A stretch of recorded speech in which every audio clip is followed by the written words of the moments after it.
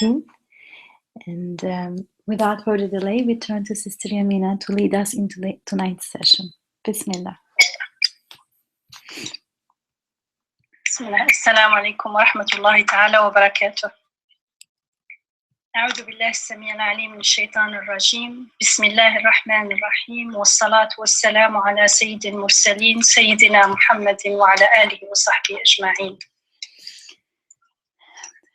We stopped at ayah 10 of Surat Maryam, and we were wondering what was the wisdom in the sign that he was given.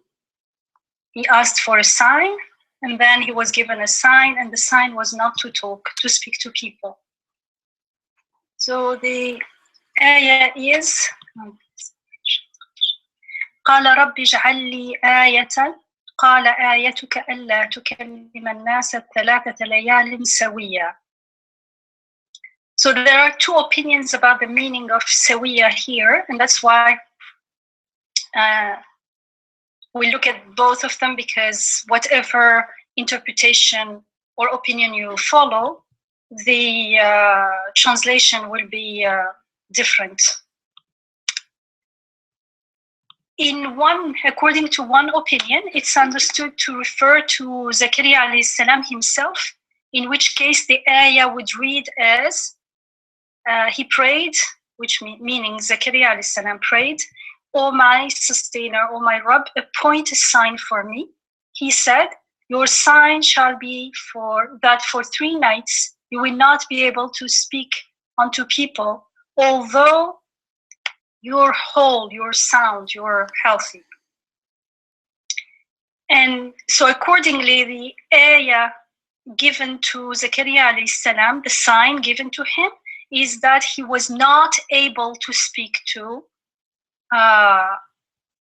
people for 3 days, although there was no physical reason for that. So he was healthy, nothing changed, but he was unable to speak to people. That's the sign, if we take that word at the end, so we are referring to Zakaria alayhi salam himself.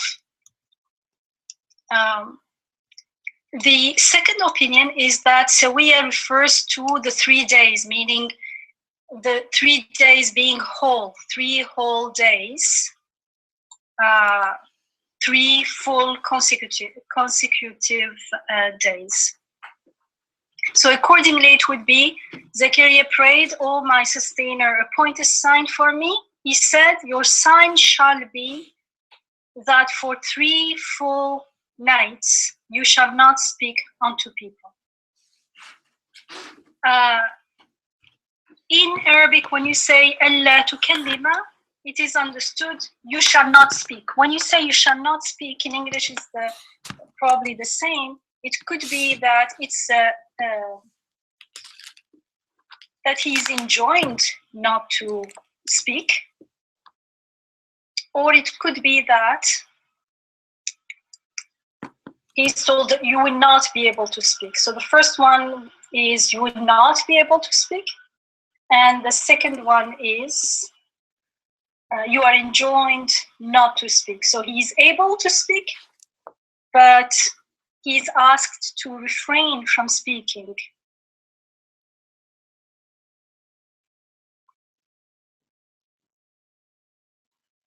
Sorry, just there is a small technical.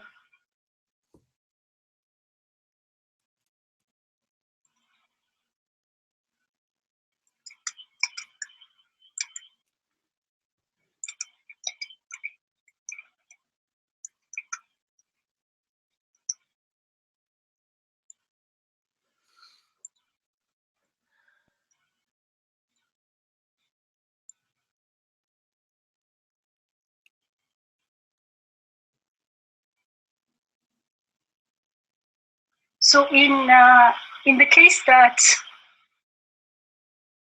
Zakaria alayhi salam is asked to refrain from speaking, it is understood that he is not dumb. He can speak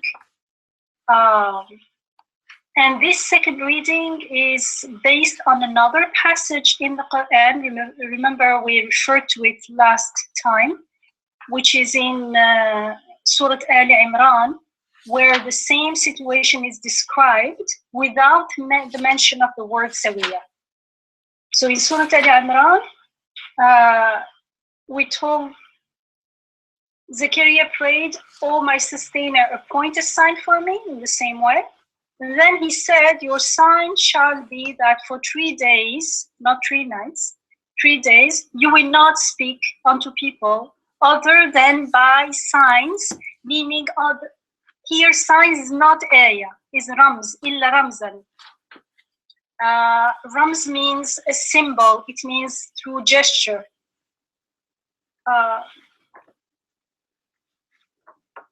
So because that word is not used in this passage, then some people thought that it's not about him not being able to speak, but that he was asked to refrain, to stop speaking and to communicate through sign language, through gestures.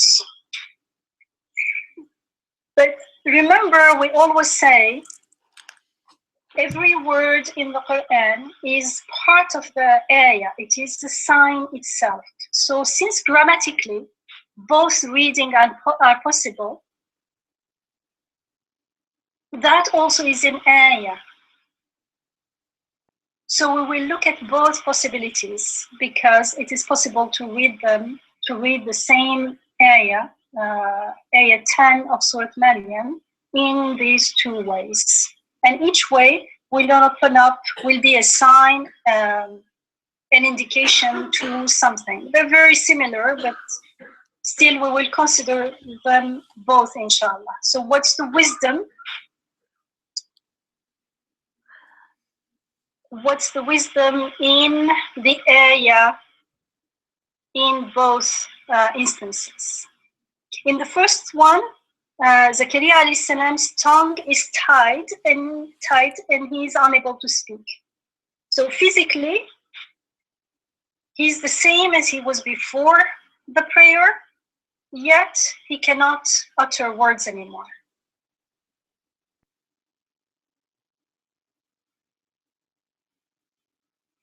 And that, of course, lots of people choose this understanding because it seems like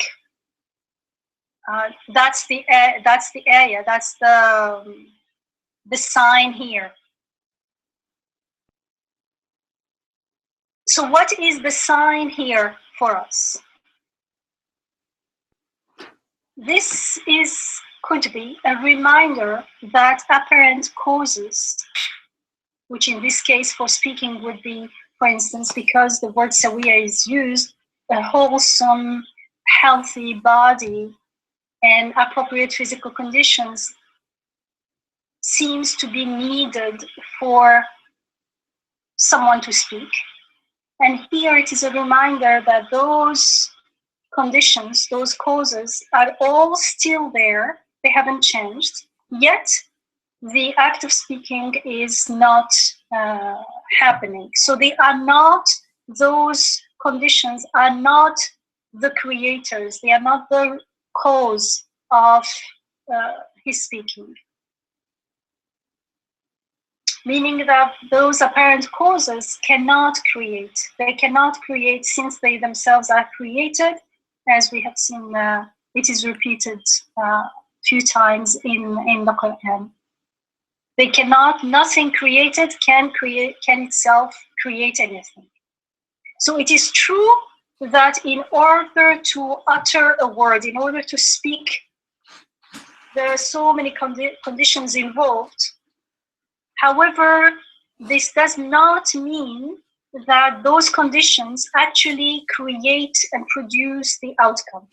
This is a very important difference and distinction, because when we're not careful, we confuse the two, and that becomes the beginning of shirk. Because we start giving power to things, power to conditions, power to creatures, power to what we call causes. Meaning power in the sense that we see them, it seems to us when we are not careful that they are producing the results. And if they are producing the results, then where is God in the equation?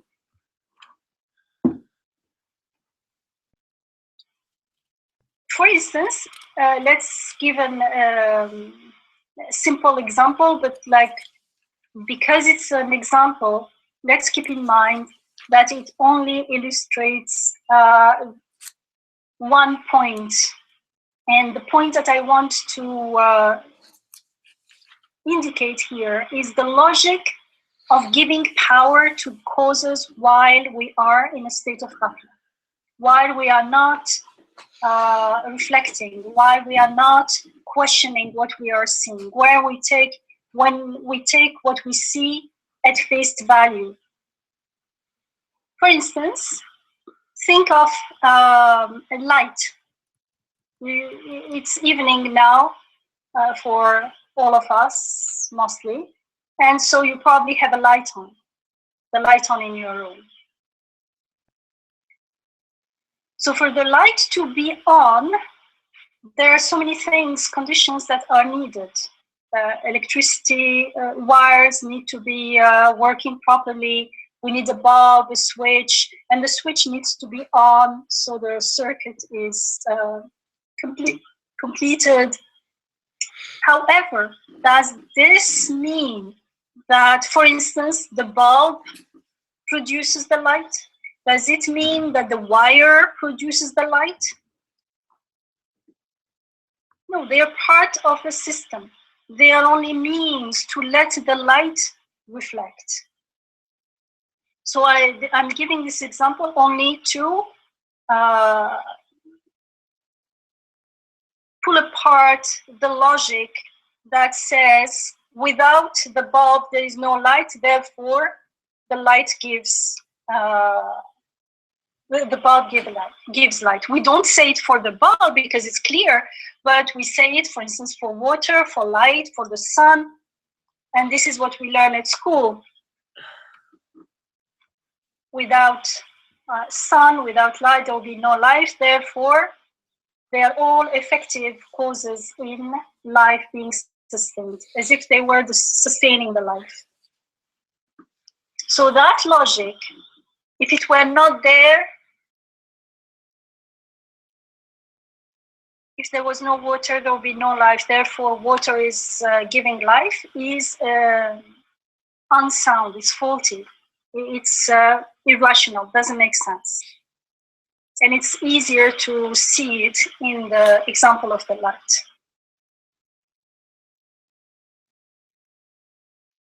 If we take the example of water, something from creation, because that's where we fall into the trick. We taught, for instance, in the Quran, وَجَعَلْنَا مِنَ الْمَاءِ كُلَّ شَيْءٍ حَيٍّ. We have made out of water every living thing. So it is true that living beings, including ourselves, we die without water. And that is sunnatullah, that is the law of creation, the law that God has put in his creation, that we observe in creation.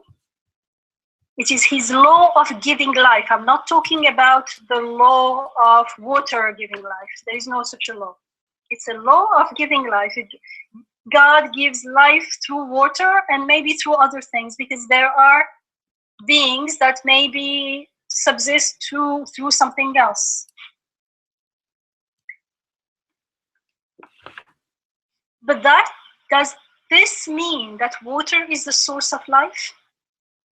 So the fact that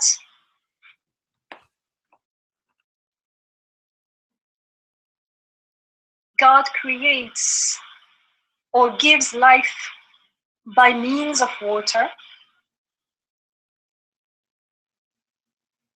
does not mean, when you stop and think about it, that water is the source of life. And when we stop and think about it, how can water give life when it itself is lifeless? When it has no power, it has no knowledge, it cannot do anything, it is inanimate, we can do whatever we want with it. However, when we are in a state of ghafla, when we don't ask this question, we just take it for granted. So we don't say water is the source of life, but we do act as though it were the source of life. We do interact with the world as though it were the source of life. And that's, we don't have to say it with words, we don't have to think it or write it, that becomes our reality. And that is the surmise of the mindless, the surmise, the dhann, as we're told in the Quran. It is only dhann. It's not the reality. It's something that we concluded or we believe in without even being aware of and without ever having questions.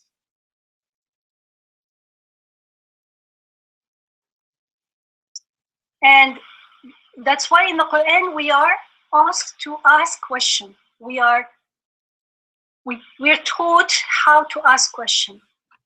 For instance, there is a passage that I like a lot in Surat al-A'raf, which is the Surah number 7. And we told there, will they then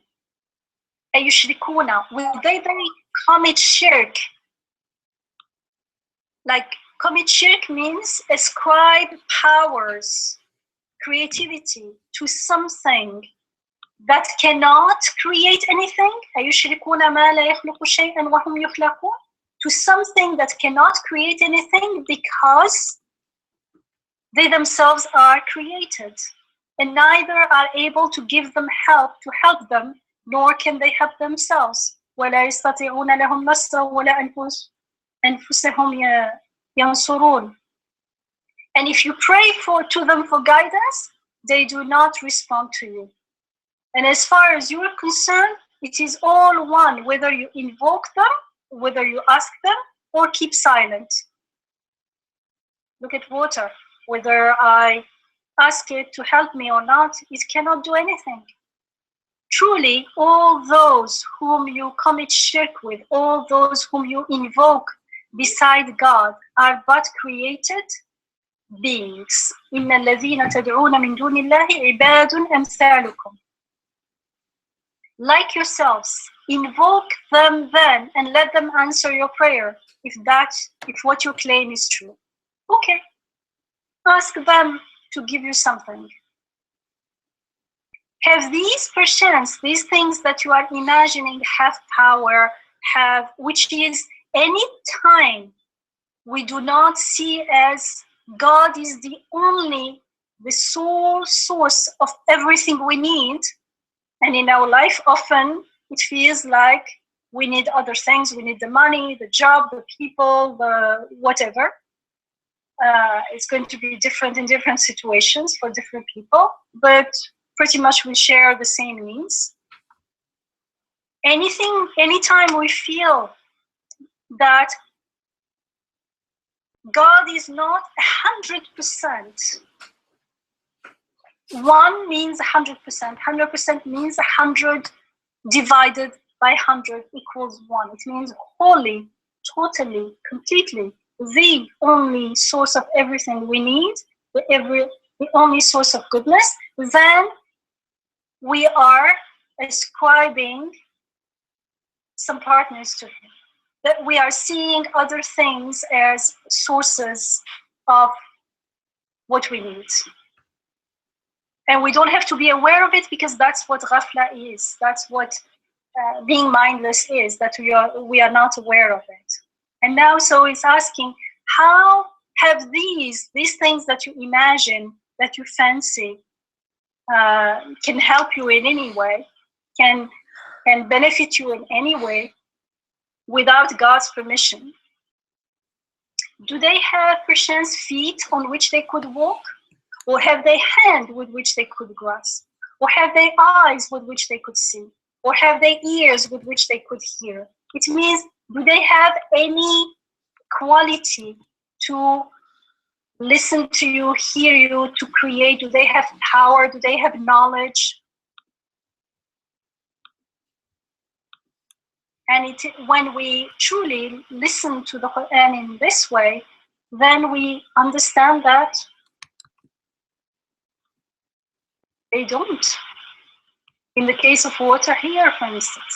So when we do look at the world, around us, because as we've seen again and again, the Quran is repeatedly referring us to the world around us, to the ayat, the signs in the creation. So when we look around us, when we observe we observe water and the giving of life, then we realize that only one who creates the water and all the beings, all the things it enters and works perfectly in, it does enter all living beings. It is as though it knows the anatomy of everything, the chemistry of inanimate beings as well. It enters everywhere and works perfectly. And so when we see that, it is clear that either water itself is a deity with this incredible knowledge and power, which it is not. We can verify that.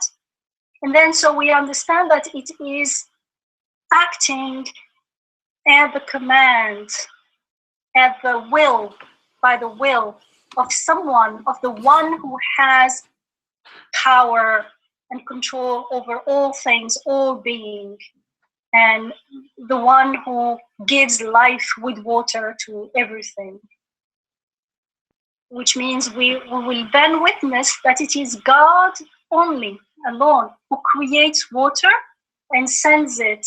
And it is He alone who gives life, as we are told in the Quran. وَاللَّهُ أَنزَلَ مِنَ السَّمَاءِ مَاءً فَأَحْيَا بِهِ الْأَرْضَ بَعْدَ مَوْتِهَا. There are so many verses in the Quran saying that it is God who sends water. It is God who gives life with water. In this case, it is Wallahu anzala, and it is God who sends water from the skies and gives life to the earth by means of it, gives life to the earth after it had been dead. So the emphasis is that it is God. He is the one who does it. Yes, you see water entering and things reviving in spring and everything being alive again, but can't you see that water can't be doing this? To the wise, to the people who are recipient of wisdom, to the muhsins, the wisdom of the Quran, it is precisely because life is created through lifeless water that it is an ayah, that water and the giving of life is an ayah.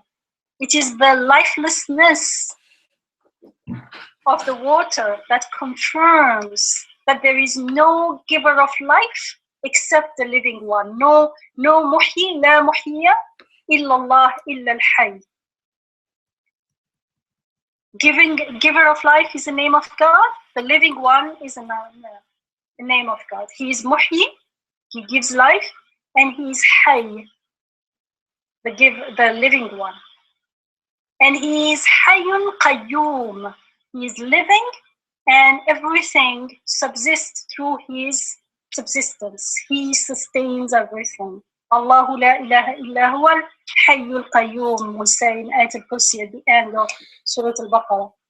So the wise listens to the Quran and reflects under the guidance of their Rabb, the guidance given to us, taught to us through the Quran, in the Quran, until they see the ayat, they see that water there is an ayah to the giver of life, to the living one, to the source of all life.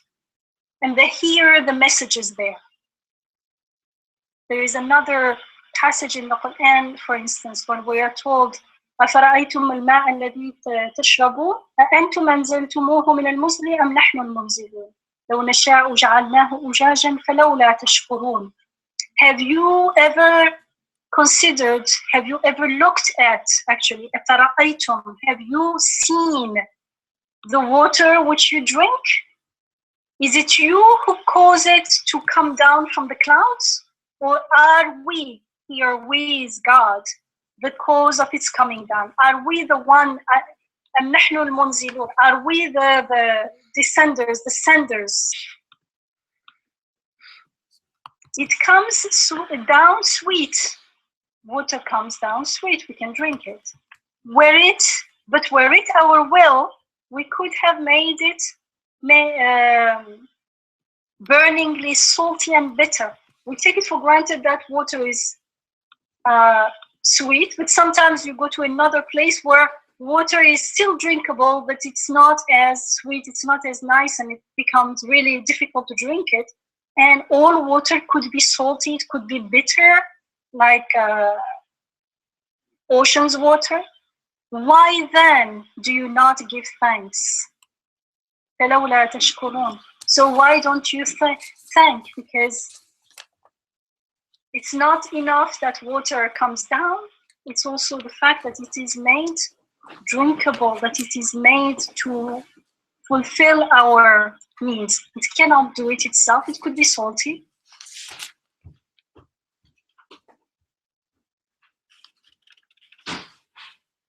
And it is nice that it ends with shukr, with being grateful and giving thanks to God. Remember in Surat al-Quran, the wisdom was to be grateful. That was the beginning of wisdom. And so the wise, they are grateful for the blessings sent through water. The water and whatever, all the life and the benefits that are sent through water are all blessings to be grateful for. And they call onto the living one alone, not onto water. They don't say, I can't live without water, as if water itself is the source of life. I cannot live without the sending of life, the sending of rahmah, of mercy, the sending of sustaining, of nourishment, not the water itself. Water itself is a messenger. It's coming with blessings, true, and that's why they are grateful for that blessing. However, they call onto God alone, onto the living one alone. هو الحي لا إله إلا هو فادعوه مخلصين له الدين. We're told He is the living one. There is no deity, nothing worth worshipping except Him. So call Him. مخلصين له الدين means sincere, with sincerity. Sincerity here, ikhlas, means 100%. Only. فادعوه, like call Him alone. Do not call other things as well. Okay, we know God is the creator of everything, but right now, please, please, please, I want the water itself. What if now I know that with water, that's how I'm used to. Water quenches our thirst, but I'm open to my thirst being quenched in another way. Allah knows whether He's going to quench it with water or not. So we need to go back to the source, not to the gift itself, but the gifter, the bestower of the gift.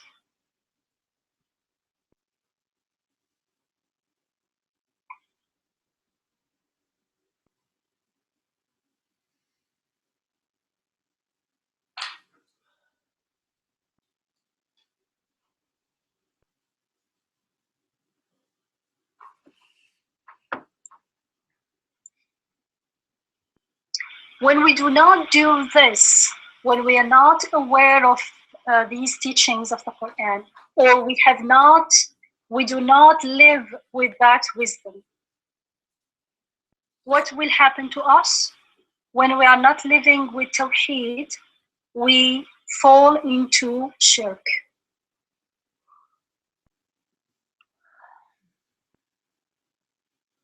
And remember in Surah Al-Ra'd, when we were told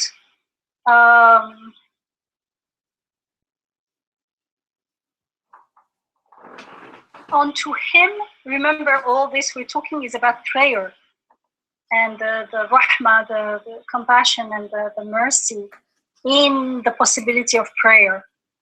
All this surah from one perspective is a surah about prayer, about rahmah. And here it's about Zakaria alayhi salam's prayer. So in Surah Al-Ra'd, when we were reading Surah Al-Ra'd, we were told, لَهُ دَعْوَةُ الْحَقِّ, unto God, unto him alone, meaning God alone, is due all prayers, all call. It means the only true prayer is to God. Any other prayer to anything other than God is not a true prayer. Even if I get something, still He is the one who sent to me.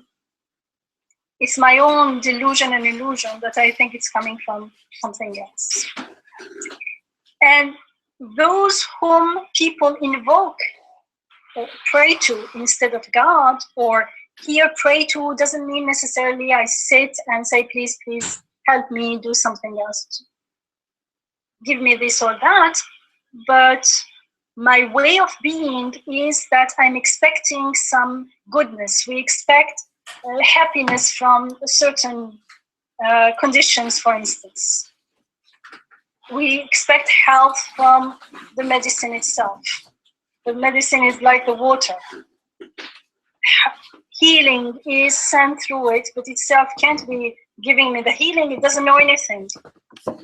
But the order has been created so that healing is given to me through a plant, an herb, a powder, an element, simple element, for instance, or sometimes through water. So those things that you invoke instead of God, that you expect some goodness and help from instead of God, cannot respond to them in any way. This is what we're told in Surah Al-Ra'd. So that he who invokes them is like one who stretches his own hands towards water, hoping that it will reach his mouth, the while it never reaches him. Which is a nice comparison, because everything is like water. So we can generalize this. Everything is like water. Water is sitting there, and unless I reach it and actually grab it, it can never come and do something to me. So how do I believe that it is doing something in my body once I drink it? It's just not possible. It doesn't make sense if we stopped and thought about it. So back to Zakaria alayhi salam being unable to speak. Here again, it is only al-mutakallim, the speaking one alone, who can grant speech to us. All those physical conditions cannot make us speak. Everything is still there, and if someone can't speak, he can't speak, even if nothing is wrong with the body. And there is another aspect of speech. Speech has the physical aspect, the physical mechanisms. I don't know if Alia is here, but she is the speech therapist. What was her specialty? Well, it's something to do with speech pathology. Speech therapy. No, not speech therapist. This speech therapy is only one, but she is a pathologist, like deals with all kinds of pathologies, and therefore she knows how small little defect can make speech not possible. However, it's like the electrical system in the house. Just because everything is there, it does not mean that we can speak. There is also the more important thing, well, as important, let's say, the non-physical aspect, which makes speech different from random sounds, which is meaning. Speech means it's coherent and meaningful communication. And if we stop and reflect on what this is just, if this is not a miracle, what is? How can, okay, we agreed on the words, we know what the words mean, but what does it mean that a word means something to me? A word is a sign. That's what the whole thing about signs. It's a sign, indicates a meaning, it indicates something, an object. Okay, we can understand that. It indicates a feeling. It indicates abstract thoughts. And not only I can articulate those thoughts and feelings into sounds, words, but those words go through the air and enter someone's ear, and that person makes sense of it. Those words are going to make us sometimes joyful, sometimes sad, sometimes angry. This is just amazing that something we are created with this ability, and that speech, we are given this ability to understand speech, to speak and understand speech. It's a miracle at very different levels. Like, apparently we seem to be totally separate from each other, like alien beings, but they communicate with each other. And I'm talking about human beings, but you can communicate with your cat or with your pet or something else maybe as well. I'm not even going there. What does it mean? I mean, communication is truly, truly a great area, a great sign, a great miracle. And so is communicating through words, through speech. Communication itself is a great miracle, but communication by means of words, by means of speech, is another layer to the miracle. I mean, because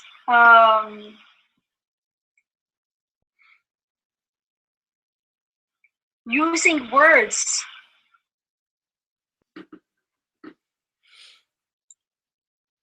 makes everything easier, right? It's much easier to speak with words compared to speaking with sign language. It makes it's more powerful, it's easier, it's clearer. There is no guessing or less guessing. It speaks to people's heart, like the Quran speaking to us. It's speaking about the world of the unseen. Because it's a sign, it's so powerful, it goes beyond the words themselves. It reminds us of something we lived, we experienced.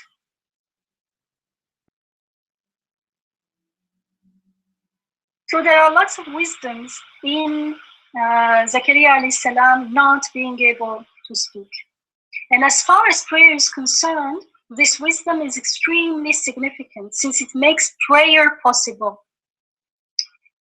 I'll ask you a question. If we were, this is the question for all of us, in Zakaria alayhi salam's situation, meaning old, barren wife, haven't had a child all this time, would you pray to God and ask for a child? Everyone, just ask yourself, in your heart, how do you feel? Would we pray to God and ask for a child when we are in that situation? Probably not.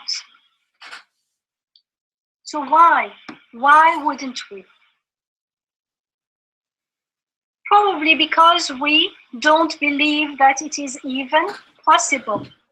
Why would you pray for something when it's not possible? If I believe it's not possible, why would I even pray for it? Even if I say the words and repeat them with other people, say the words, they're not coming. It's not coming. He prayed from his heart. Remember, silently, in secret, from the deepest of his heart, like it was his need being expressed. I wouldn't, because why don't we believe it's possible? Because we think that some conditions are necessary for that to happen. For instance, they have to be younger, whatever that means, healthier, whatever, all the medical conditions and known to us, all have to be there first for that to happen. What does it mean? If I think that there are some physical conditions that are necessary for that to happen, it means without them, it cannot happen ever, never will it happen. Where is God in this? Where is the will of God? This means that we're giving power to those conditions. We're forgetting that they are created, that when a child is given to a young, healthy couple, it's not the healthy couple making the child, it's the whole thing being created together.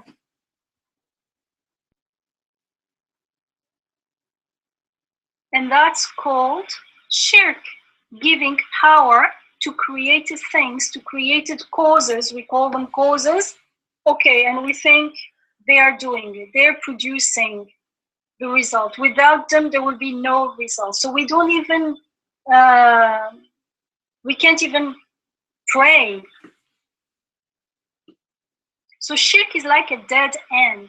It seems like we live in this prison of set laws of nature. We call them the laws of nature. And they are set and you can't change them. And therefore that's it. It feels like a prison. I cannot pray for anything that goes against those so-called laws of nature. But remember, we said the laws do not create. Laws are the name, the description of the order of creation. That's what a law is. And Sunnatullah does not refer to the so-called laws of nature. I don't want to go through it in details here, but it's something very important, because we are told in the Quran that وَلَا تَجِدَ لِسُنَّةِ اللَّهِ تَبْدِيلًا. There is no change to Sunnatullah. Sunnatullah is, for instance, the law of Rahmah. كَتَبَ عَلَى نَفْسِهِ الرَّحْمَةِ. He put the law of Rahmah. So there is a law of Rahmah, that's Sunnatullah. There is a law of providing, that's Sunnatullah. There is a law of answering prayers, that's Sunnatullah. But the law of the laws of nature, as we think, when we say laws of nature, usually what do we think? We think of causes. We assume that causes are producing the effect. And that's what we call the cause of the laws of nature. They are horizontal between things themselves. But the Sunnatullah is not between things themselves. The Sunnatullah is water, giving of life, both of them. Their relationship is a sign to God, to the giving of life. Giving of life is through water, through whatever means, is Sunnatullah, is the law of giving life, of hayat, or ihya. So there is no, the Sunnatullah is immutable, but not the laws of nature, because there is no such a thing as the laws of nature. Laws of nature are really our observation and interpretation of what's going on out there. If I'm not aware that everything is an area, I see water giving life to something else. Without water, there is no life. Therefore, life is necessary for things to be alive. This is my law of nature. The sunnatullah is that God gives life through water. So there is a giving of life through lifeless water. And it will take reflection to feel the difference. But the difference is like night and day. Because when we are in that shirk polluted perception of what's going on in life, in the world, it does feel like a prison. And it seems like we can't go against what we call the laws of nature. If there is no water, that's it, finished. There is no other way to get life, as if water itself is the source of life. If you're old and you never had a child before, you can never have a child ever. Who said that?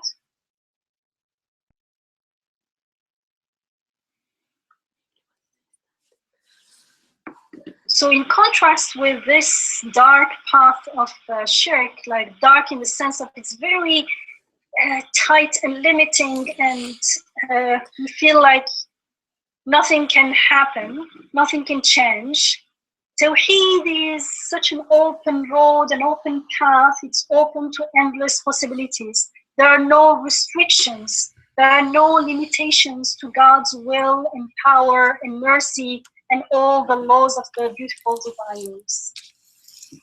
And when He wills something, God says unto it, be, and it is. And so then only we can truly pray. We can truly pray with belief and trust. And we can pray to God with that tawakkul, with that trust, with that peace. Trust that my Rabb knows my need, and He's making me feel it and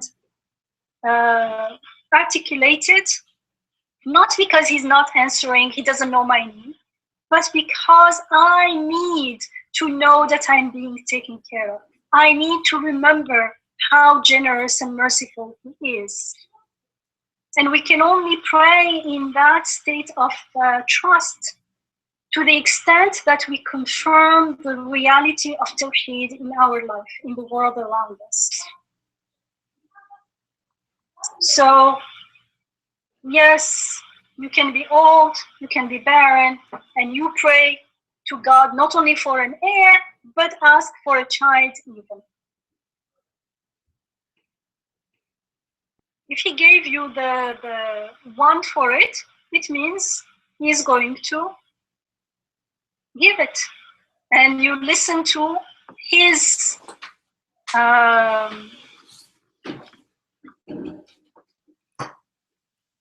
He's speaking to you, His will. You surrender to His will, not to our illusory perception, interpretation of what we think the world is, which is really based on not an observation, on interpreting things or thinking. It's not even an interpretation, because we're not doing it consciously. We're not questioning anything. We're not even asking if water can ever give life. With our taken for granted perception of the world, let's say. So can you see how what we are taught through Zakaria alayhi salam's prayer is through prayer, and this prayer opens the door to endless possibilities. It's freeing, it's exhilarating, it gives joy, it gives, you can now trust. That's what belief, iman, and certainty is. And you know that you are taken care of, and you know that you're not an orphan, you're not alien in this world, but you are that we are indeed traveling onto paved path. That's what Surat means. It's not any path, it's paved for us. And this is an example that shows that it is paved. These people went through it before us, and so it becomes easier to follow onto their steps, inshallah. And so now let's consider, that was the first interpretation, which is based on Zakaria alayhi salam was unable to speak. The second option is that Zakaria alayhi salam is enjoined to not speak to people, even though he was able to. So in a way, he was asked to fast from speaking. So that reminds me of fasting from food. We discussed this earlier in many other classes. When we fast from food, we are more likely to realize our need for food, how we're being sustained with food, and we become more conscious of our relationship with food and water. And as ayah, as signs and indications to the beautiful divine names reflected in that connection, in the need, the connection of the need and the fulfillment of the need. And so in the same way, when we fast from speaking, we're more likely to realize our need to speak, our need to communicate with others.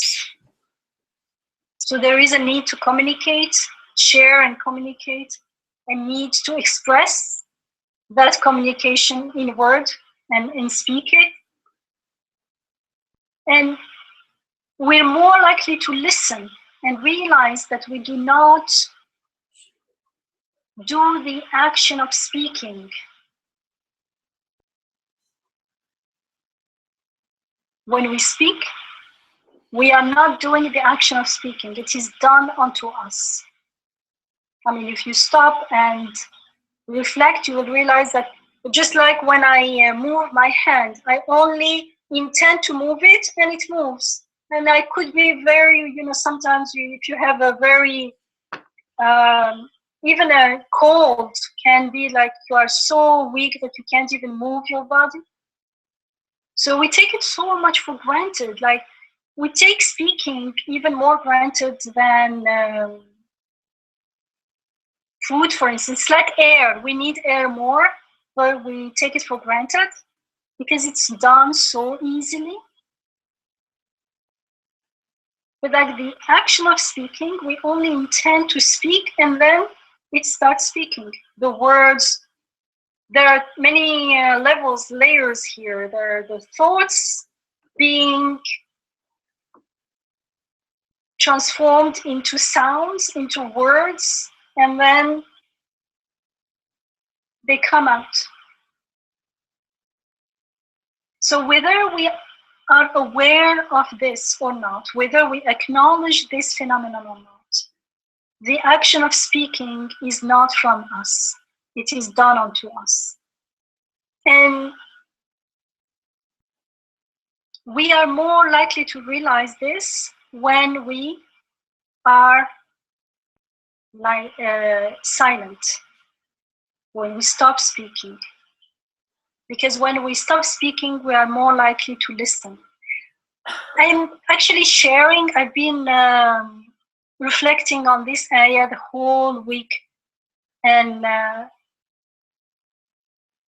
was very excited, and I took some notes. So I'm only sharing those notes about some of the wisdom, but there is another part of it that is not shareable with words. That's why I would suggest that you do it yourself. Try it. Go, not 3 days, but 3 hours or something. Stay silent. Do not speak. Refrain from speaking. And realize what, with that intention, with the intention that it is a sign, and see what happens. I mean, it's something very tasty. Silent, just like speech is a miracle, silence is also a miracle. I mean, keeping silent. It's like they complement each other, because it's also a time of listening. Not listening only to what's going on out there, but more I'm talking about that inner listening. And so when we realize that the action of speaking is done unto us, then inshallah we are more likely to intend that the content of our speech also be according to his will and his guidance. So that we stop speaking lahu, like nonsense, things that are not truth, not useful neither for this world nor the next. And it's truly useful for this world when it is also useful for the next, because they exist together. So when we refrain from lahu al-hadith and listen till we are inspired to speak the truth, because we don't listen to that inner voice, to that inspiration. Like the Prophet ﷺ, وَمَا يَنْتِقُ عَلَى الْهَوَى, he does not speak out of whim. And in the hadith, the Prophet ﷺ says, either speak of good or keep silent. Can you imagine? I've even thought myself, like, rather than totally fasting from speech, just train ourselves today or this evening or this afternoon, something like that. I will either speak something good that I'm inspired with, or I'll keep silent. It's not that easy, because, let me talk about myself, because then you realize that I always say everything, whatever comes to my mind. I never weigh it first. What is it? Why I'm saying this? Is it truth? Is it good? Is it beneficial? Or am I just a habit? You will be surprised at what comes up then. And that's why Imam al-Ghazali, rahimahullah, he says, let your speech be wisdom and your silence reflection. Inshallah, may our speech be wisdom and our silence reflection. But silence is a space for reflection, for inner reflection, for sama', for listening to the divine. And Mawlana Jalaluddin Rumi, actually he's al-Balkhi, but he's known as Rumi. He says, keep silence, be mute. If you have not yet become the tongue of God, be an ear. If you're not speaking like his messengers, speaking in his name, Bismihi, Bismillah, at least be an ear. Listen to. Everything is a tongue of God. Every creation, the whole creation is speaking, making dhikr and tasbihat. يُسَبِّحُ لَهُ مَا فِي السَّمَاوَاتِ وَالْأَرْضِ. Remember in Surat al-Ra'd. So at least listen to the tasbihat until you start being moved and you become part of the tasbihat. You start making tasbih and glorify him and remember him in everything. So things don't, when we are in ghafla, in shirk, everything becomes an obstacle to seeing God, because we see the water instead of the giving of life through the water. But when we are in that space of listening, then our relationship with water becomes a relationship of remembering God, seeing the giver of life. And when we see it, we say, Ya Hayy, Ya Hayy. He also says, why are you so afraid of silence? Silence is the root of everything. If you spiral into its void, 100 voices will thunder messages you long to hear. And of course, it's not 100, it's voices to the number of creation. They will all thunder messages of praising God, messages of glorifying Him. So when we willingly fast from speaking, we realize that speech is a great blessing. It's a miracle. It fulfills our needs to communicate.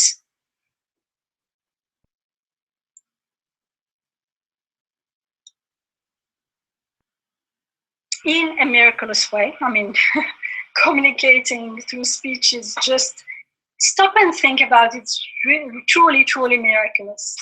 And then when we see how miraculous this is, I mean, we could communicate through signs and gesture, and that's miraculous enough. Yet, we've been given this even easier, clearer, more powerful way to communicate with words. So with the gift of speech, we can communicate, subhanAllah, thought, feelings. It's just amazing. It's amazing. And the more we reflect on the miracle that is speech, on the ayah that is speech and speaking, the more we realize that whoever makes us speak has the power to do and creates anything. He creates with be and it is. He just says be and it is. And so why can't he give a child, the one who giving a child to a young couple, a young healthy woman, is a miracle. So why not an old woman who is barren? Barren just means that so far she hasn't had a child. It happens with his will, not because she's so and so. So the more we realize how speaking is a miracle, then we start believing in all miracles. Everything that is created that we usually take for granted is miracle. So if life is given through lifeless water, anything is possible for God.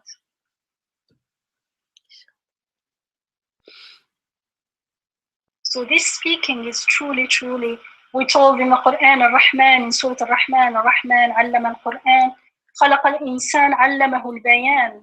The Rahman, the most compassionate, he has taught the Quran, he has created human, and he has taught him articulate thought and speech. This is an ayah on its own. علمه البيان. He taught him articulate thought and speech is an ayah, because, and this ayah is worth reflecting on, because when it opens up, when we feel it into our heart, it becomes easy to surrender that everything is a miracle. Therefore, to trust and to be, then we can pray for everything. When we are made to feel the need for something, we won't restrain ourselves. We will surrender to that need and, like Zakaria alayhi salam, express it in belief, in trust that God has the power to will anything. And so for Zakaria alayhi salam, it's also an opportunity for him to realize another wisdom, is that for him to realize that he's being employed in this position, and that he's worrying about an heir after him who would fulfill the same duty, is not for him to take care of the position. Like, what will happen after me, as if it's my responsibility to care about that. Like, as if not only it's my responsibility, but I am the one who can do it. He can't. He's not like the one who is going to do it, but since he can't do it fully, he's asking God to help him with it. That's how it feels to us when we pray. That's not what prayer is. He doesn't need to remind God of this need. God knows what is needed. And he's the one taking care of everyone's needs. He's the one who employs Zakaria alayhi salam to serve in that position. And surely he will employ whoever he sees fit after him. So why Is Zechariah feeling this way? Zechariah alayhi salam's feeling the need for an heir to his position is itself a sign, an ayah, that his Rabb is taking care of everything. So it is not, oh, what shall I do now? I have to take care of, after I die, I have to take care of, how do you say, to organize things before I leave this world. That's not how it is. His Rabb is taking care of everything. He's the one employing him to serve in that position now. And he knows, Zechariah alayhi salam also knows, and through this instant, he is, even now, his iman, his certainty is increasing that God is taking care of everything. And so it is for Zechariah alayhi salam to realize this reality, to reach a position even higher in surrender, a position even higher in certainty, a position closer to his Rabb, saying, yes, he's the one employing me now, and he's making me feel the need for someone after me, so that I know that he's not only employing me now here, but he's taking care of everything even after. So we are given the need in order that we can recognize the fulfiller of the need and get to know him as the only giver, as the only provider, the only sustainer, the only compassionate one, the only one who answers our prayers. That's how we get to know our Rabb through our needs. And in Ali Imran, remember we said in Ali Imran the same instance is described, but slightly differently. The word Sawiya, for instance, was not mentioned there. And Zechariah alayhi salam asks for a sign, and he's told to not speak except in gestures, Ramzan, illa Ramza, and to remember God a lot and glorify him. Evening and morning means day in, day out. Zechariah prayed, says, oh my Rabb, appoint a sign for me. He said, your sign shall be that for 3 days you will not speak unto people other than by signs. The signs here doesn't mean ayah, it's Ramzan, mean symbol, symbol, gesture, sign, signal. And remember your Rabb, your sustainer, unceasingly. وَاذْكُرْ رَبَّكَ كَثِيرًا, a lot, constantly. And glorify him by day, by night, and by day. So what could be this ayah in Ali Imran here?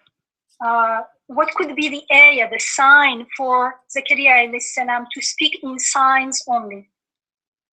And it seems to be directly connected with remembering God and glorifying him, as we just mentioned earlier in the Surah, the passage from Surat Maryam, that communicating with words is a miracle. Communicating is a miracle. Communicating with the fact that we can communicate even with gestures is a miracle. Communicating with words, with speech, seems even a greater miracle, a gift to humanity. And especially for someone in a leading position, he's a leader like Zechariah alayhi salam. So speech is very important, and it's not easy to take to fulfill his position without using speech. But it's at the same time so easy to take it for granted. And therefore, when we take it for granted, what happens? We see it seems as if it's our doing, our achievement. And so, because he's asked to speak through gestures, it's a very good practical way to remember to remember that when I was communicating through words, it was done unto me. So, subhanallah, that practice, subhanallah, when I speak, it's so much easier. Subhanallah, alhamdulillah. So it is truly a very powerful way to remember God and glorifying Him, glorifying the sense of tasbih that no one else than Him can do that, and that it is done in the most perfect and easiest way. And that's why usually we take it for granted. Another thing could be that it's easy to explain things away with causes. It's so easy to fall that. If, let's say, Zakaria alayhi salam was not asked to keep silent, he could have told the news of the birth of Yahya to his people. And at best, let's say they believed in the miracle. Let's say they did not say, they didn't give it to other causes. The best would be if I hear it. Let's say I'm one of those people who hear this from Zakaria alayhi salam. We would say, mashallah, he prayed and his prayer was answered. Therefore, he is a special person. His prayer is so powerful. Maybe people will go and say, pray for us as well.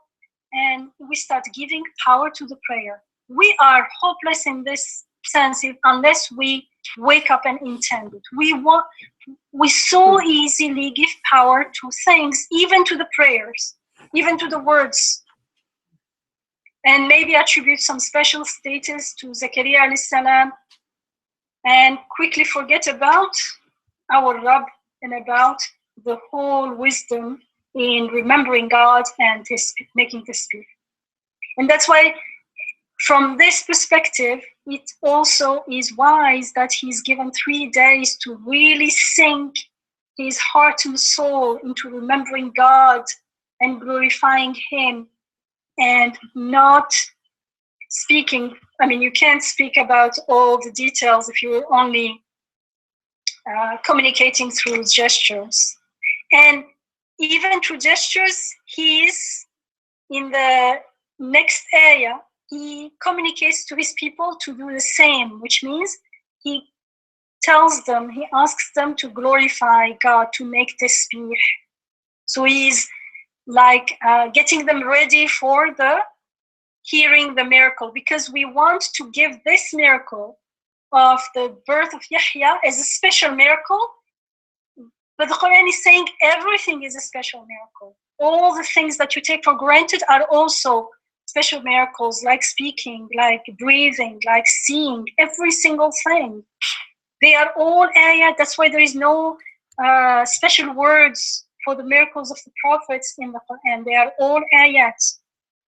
And things that we take for granted, like rain and everything, are also ayat. So there are not 2 different layers of being, like ordinary and extraordinary, the miracles. They are all extraordinary in the sense that they are all miraculous. They are all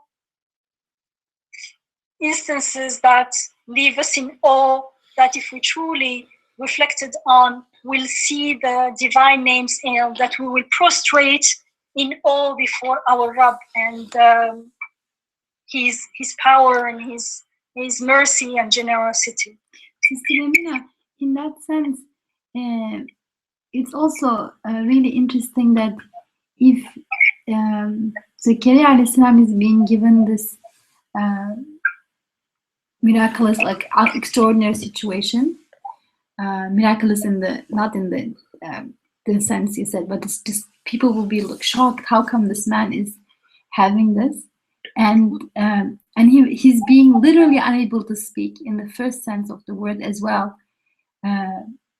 Would be very meaningful, because here's a person you're about to deify him, or if not him, you're about to kind of put his prayer or his relationship with God onto a pedestal. Oh, he's so special. He asked God something so special and he's getting it. And then this person is unable to even talk. And that becomes a clearer window onto the reality that it's not about Zechariah per se.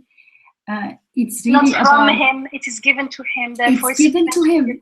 This is a person who can't otherwise even speak. If he is not allowed to speak, if he is not made to speak, this person cannot even make sound. So and it's also a reminder, because usually we say, oh, but he's a prophet, of course he did this, and then by saying that, automatically I'm taking the possibility of living in his example, on following his example, is like out of question. He's in a special category, and that's it. And so the whole surah, the whole message in the Quran, the whole guidance becomes like in vain, because it doesn't apply to me. Just I'm looking at this extraordinary people and saying, okay, very good people, but they are special people, and I go back to my shirky way, and the next likes it because it can still, however that eye is very small and can do very small thing, it still doesn't want to surrender. What's great about these people, about the prophets of God, the messengers of God, is how willing and how ready they are to surrender. That's where we need to follow them. As far as potential is concerned, they are human beings like everyone else. And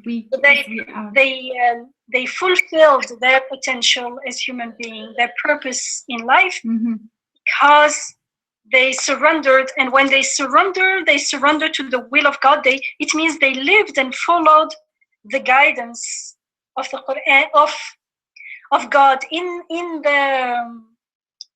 in revelation and in the creation. Subhanallah. So it becomes truly very powerful for each one of us. And keeping this silence when something happens for us is very important, because otherwise we feel the need to explain it to other people, and we start explaining with causes. Oh yes, this happened, that's why. And we know deep down that it's not because this or that happened. It's just because it's God's will and full stop. And for some reason, if we say it was God's will and full stop, as if it's not satisfactory, where it is the most satisfactory, the most rational, the most reasonable for everything. And it's also interesting, because I used to think when Zechariah alayhi salam is given the good news that what he desired is going to happen, how unusual, even if it's so unusual, and he asks for a sign. I used to always expect, okay, he's asking for a sign, maybe a pebble could turn into something, or or a stick could turn into a serpent, kind of like some other something extraordinary, that so that he will be like, oh, okay, I see this coming. Whereas his sign is the opposite. Okay, you won't speak. Either you won't be able to speak, so it's not even getting something more, it's losing something that you have, as it were, it seems, or you are told not to speak. But actually it fits perfectly, because for that misunderstanding about natural causes around us to be interrupted, we need such a sign. Like, so if he is unable to speak, he wants to move his tongue, he's unable to speak, that is a wonderful sign, because it interrupts. Okay, wait a second, I believe I can speak. I'm old, but I can speak. I still have my muscles moving. I should be able to speak. Oh no, I can't. Or I'm told not to speak. That would be a different way of getting the same. And then you say, if I can speak, but whatever power I can speak, I can have a child at this age. Yeah. SubhanAllah. It's, and it's also reminds of the Prophet. It's a very vague analogy, and I need to reflect. I don't know exactly, but like the Prophet being illiterate, and then he's getting the revelation. So in that contrast is meaningful. You know, he's somebody who's illiterate, who can't read and write, and then he's receiving divine word. But he's not receiving it in writing. Yes, no, he's not receiving in writing, but still, he's illiterate in the sense of he doesn't have any kind of education that would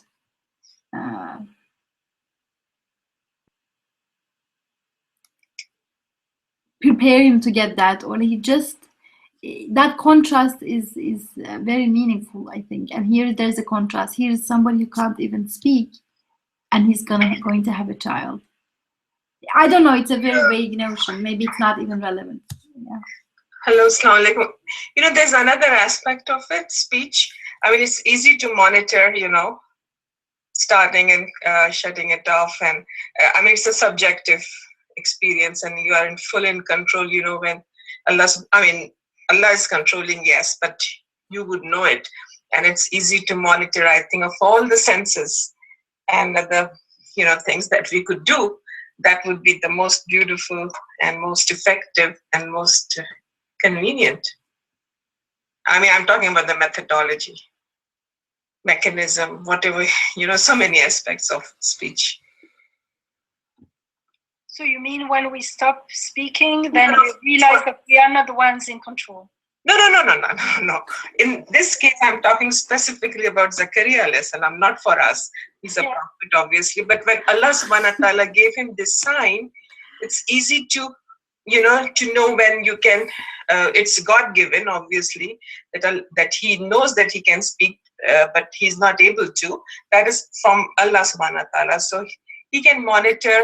Do you understand what I mean? Subjectively, he knows when is Allah subhanahu wa ta'ala going to, you know, ask him to talk and when not to talk. So he can feel it himself firsthand. While, like, if it was some other sign, like moving your hand or something, that would be vague. This would be very, very subjective and very, very accurate. From physiological point of view, from biological point of view, I'm saying. And only Allah subhanahu wa ta'ala can do that. So, you know, other things, I mean, other signs would be very non-specific. So this is assuming that Allahu alam, I'm just saying from you know, neurological point of view. This is assuming that he was not able to speak, but it could be that also it can be understood that he was just asked to refrain from speaking. No, I'm just saying while Allah subhanahu wa ta'ala gave him this sign, from Allah subhanahu wa ta'ala's point of view, I'm saying that this is very easy to monitor, and it's a very, very subjective. Nobody else can tell. Like, just like fasting is so subjective. The other person doesn't know what's going on, you know, in my body and how do I feel. In the same way, speech is very, very subjective, and that's how Allah subhanahu wa ta'ala gave him this is the most beautiful sign that you could turn on and turn off, you know. I mean, I'm just thinking, I'm doing tadabbur, I may be wrong. I'm just thinking that it's a nice way of communication, speech and no speech.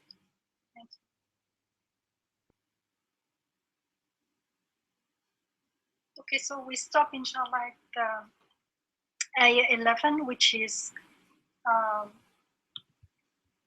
Zakaria alayhi salam came up out of the sanctuary onto his people and signified to them by gestures. Awha ilayhim. Awha is to communicate through signs, through something other than words, more extol, glorify your God. Sabbihu and sabbihu. Glorify by day and by night. So the ayah is فخرج على قومه من المحراب فأوحى إليهم أن سبحوا بكرة وعشية. So here it's Zakaria alayhi salam that is أوحى to his people that سبحوا بكرة وعشية. So make tasbih morning and evening. It means constantly, all the time, make tasbih. So it is about tasbih. And we've seen how this, the ayah here is truly about, it's a means that makes remembering God and making tasbih in the sense that, subhanallah, causes other things can't be doing this. Everything is so done so perfectly, it can only be done, the work of the one. So it's about tawheed. And that's what makes the prayer possible. Belief in miracles becomes so easy because everything is miraculous when you stop them, stop taking it for granted and reflect on the gifts that are gifted to us.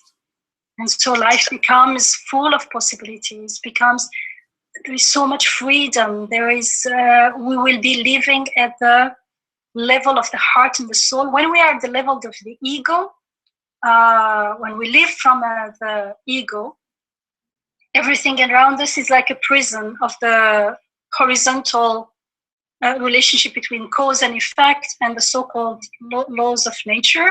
But from the level, when we live from the heart and the soul, then we see Sunnatullah, which is the laws of the divine names in everything. And so there is the law of rahmah, the law of giving, the law of providing. And so prayer and asking becomes so easy and so freeing. And it becomes like this world is the getting ready for paradise, for Jannah. It will be a realm where it is easier and easier to confirm the beautiful divine names and the power of the divine, and see it in everything. It just becomes experiencing life from a very, very different perspective. It's like another realm, living in another realm, the realm of miracles, in the sense of ayat, in the sense of everything being an ayah, being a miracle. Subhanallah. Dr. Yamina, there's one more aspect. Like I've noticed myself, when one is very, very sick, you can't speak, and the zikr intensifies when you can't speak, and the heart seems to be more receptive to the tasbih and everything. It gets inclined more, the zikr increases. That's true. Thank you. سبحانك لا علم لنا جزاك الله إنك أنت العليم الحكيم وآخر دعواهم الحمد لله رب العالمين. اللهم أرنا الحق حقا وارزقنا اتباعه وارنا الباطل باطلا وارزقنا اجتنابه. آمين والحمد لله رب العالمين.